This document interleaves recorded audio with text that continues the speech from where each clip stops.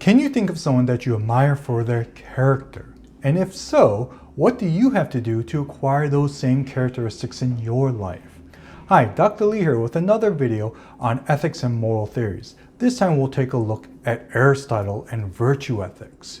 So, when's the last time you took time to practice something or you took time to get better at something? Maybe it was years ago when you learned to play the piano, or maybe you're learning to play the guitar now. Maybe you watched some tutorial to get better at woodworking or skateboarding or some other hobby. For me, many years ago, I decided to learn to ride a motorcycle. And I decided to take a class instead of trying to figure things out for myself.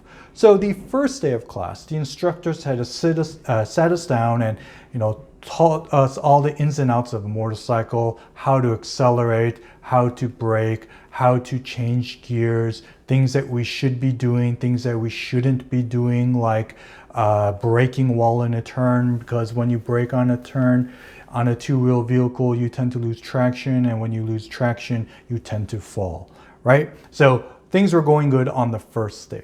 The second day, the instructors had us go on the course, gave us all motorcycles to complete these exercises. Everything was going well, but as I was going into a turn, I realized I was going a bit too fast, so I decided to brake.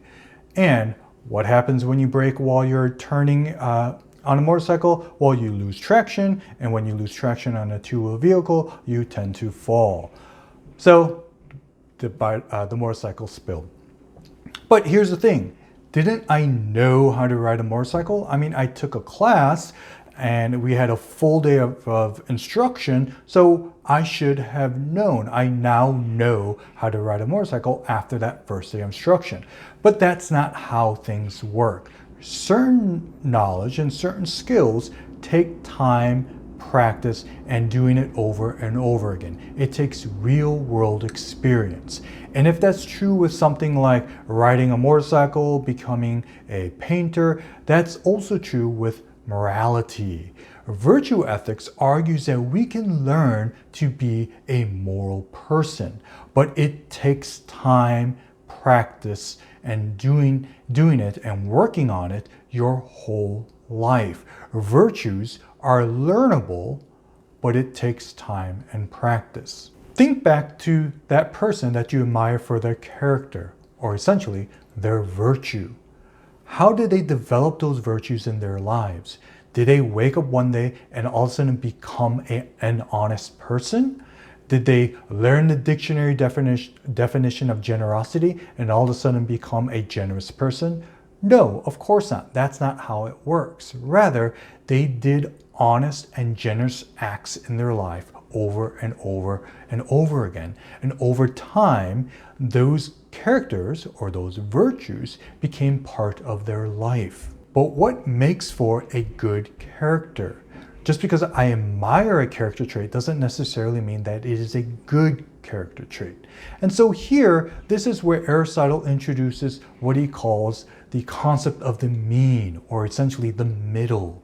A virtue is the mean or the middle point between two extremes. So generosity is the middle point between two extremes. On one end, you have extreme stinginess or selfishness, someone that only thinks about themselves, someone that never cares for others. On the other extreme, you have somebody that overly or rashly give unto others at the expense of themselves, to the point where they are, in abject poverty.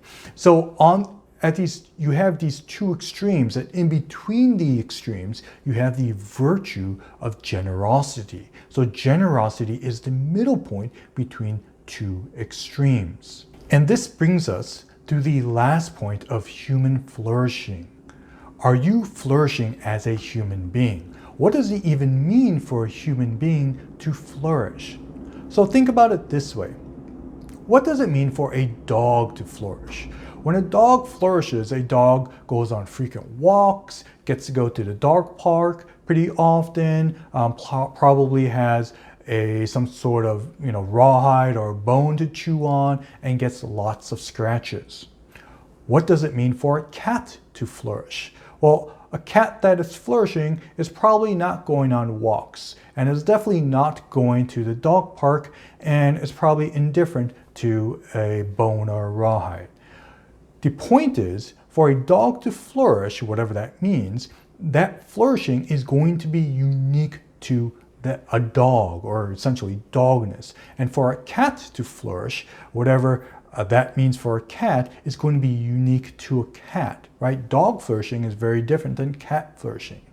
And cat flourishing is very different than dog flourishing. Same thing when it comes to a human. For a human to flourish, whatever that means, according to Aristotle, it is going to be unique to humans and only humans. And for Aristotle, that means the use of our rationality. Our rationality is what separates us from dogs or cats. While a bird can fly, a bird cannot understand the concept and the law of gravity. A human being, using our rationality, can understand the law of gravity. So what we're talking about when it comes to rationality is the unique ability for a human being to use our rationality to understand matters of this world.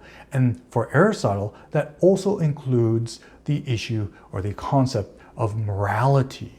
Only human beings, using our rationality, can understand the concept of a virtue. The idea that a virtue is the middle point between two extremes. The idea that to develop a virtue, it takes time and practice, and that we have to work at it our whole lives. So to flourish as a human being means, in part, to use our rationality to be moral people and to live out moral lives. So I hope this helps you understand a bit more about Aristotle and virtue ethics.